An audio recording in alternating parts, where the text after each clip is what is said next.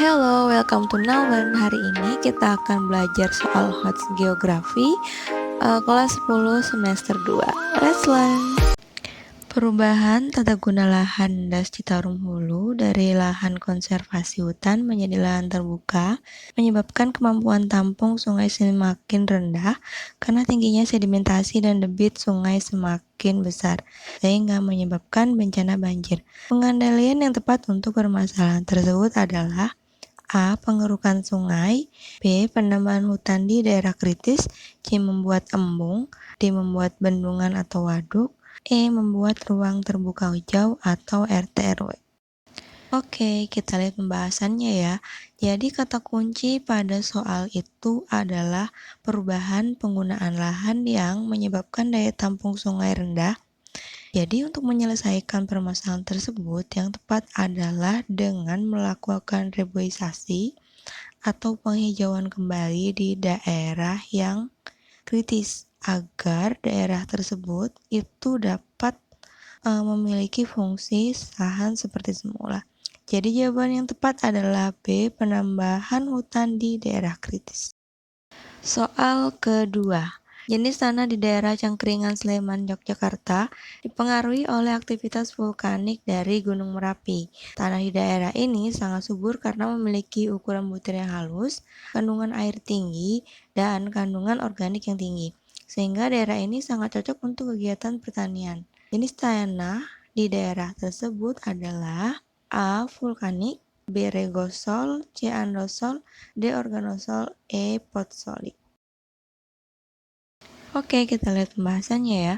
Tanah vulkanik memiliki dua jenis, yaitu tanah regosol dan andosol. Jadi jangan pilih tanah vulkanik saja ya, karena meskipun kata kuncinya adalah berada di daerah sekitar gunung api, jadi di sini lebih mengacu pada detail tanahnya.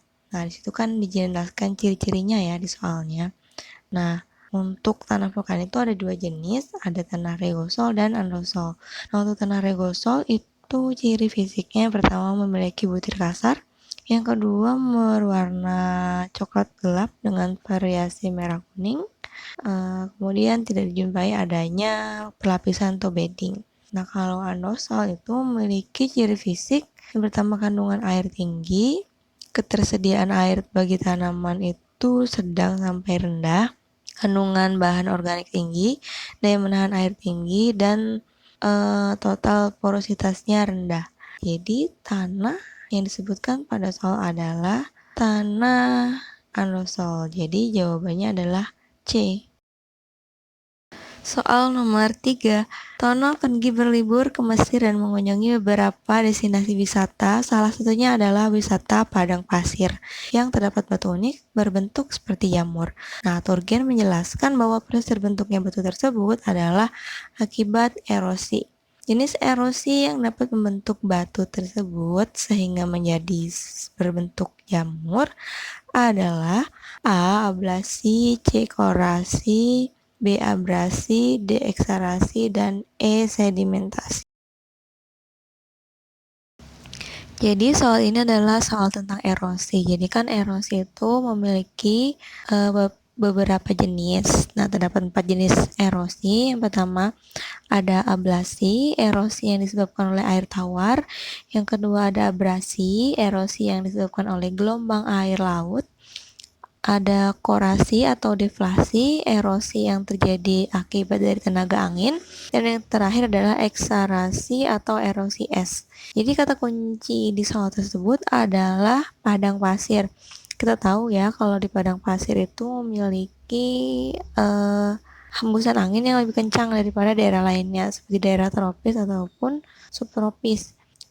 Karena daerah gurun ini memiliki tekanan udara yang signifikan antara siang dan malam karena dia daerah pasir ya.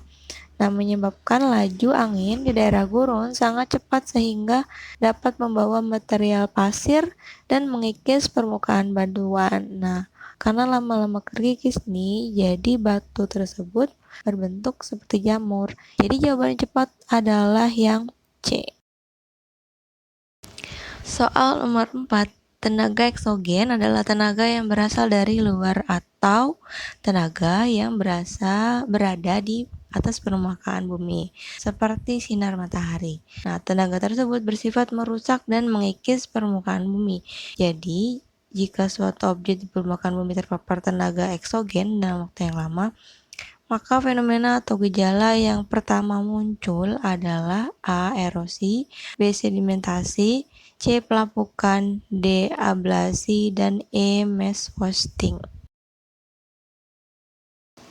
Pembahasan. Jadi, objek permukaan bumi yang terpapar tenaga eksogen seperti angin, air, sinar matahari, es, dan aktivitas manusia dalam waktu yang lama pasti akan mengalami perubahan bentuk.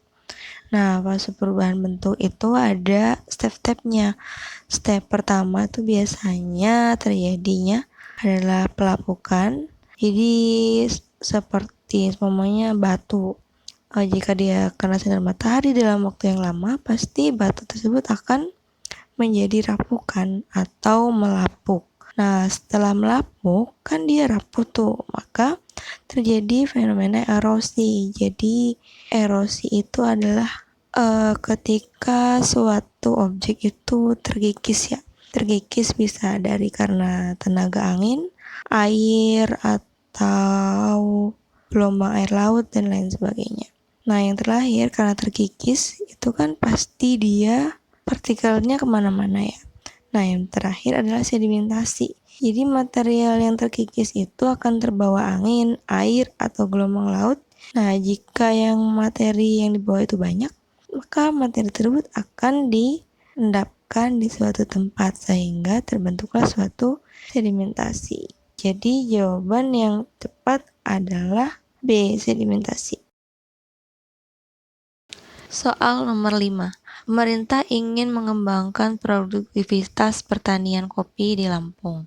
Nah, sebelum melaksanakan program, pemerintah melakukan survei ketinggian suatu wilayah untuk mengetahui daerah mana yang potensial untuk dikembangkan. Nah, berdasarkan hasil survei didapatkan data wilayah A memiliki ketinggian 600 meter di atas permukaan laut, B memiliki ketinggian 8.500 meter di atas permukaan laut, dan wilayah C memiliki ketinggian 1.500 meter di atas permukaan laut. Jika dilihat dari hasil survei yang dilakukan, maka daerah yang potensial untuk dilaksanakannya program tersebut adalah A. Wilayah A, B. Wilayah B, C. Wilayah C, D. Wilayah B dan C, dan E. Tidak ada yang cocok.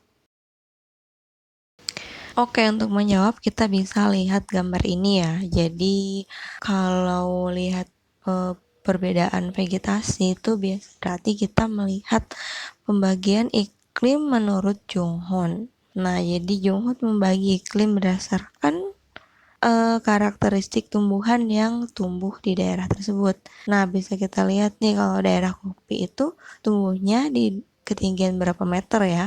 Nah, di sini kita lihat adalah berada di 600 meter sampai di bawah 2.500 meter. Jadi kalau kita lihat di soal daerah yang cocok untuk jadikan daerah produktivitas B adalah daerah B dan C. Jadi jawaban yang tepat adalah D. Oke, itu tadi 5 soal hot geografi kelas 10 semester genap. Thank you for watching. Semoga bermanfaat. Terima kasih.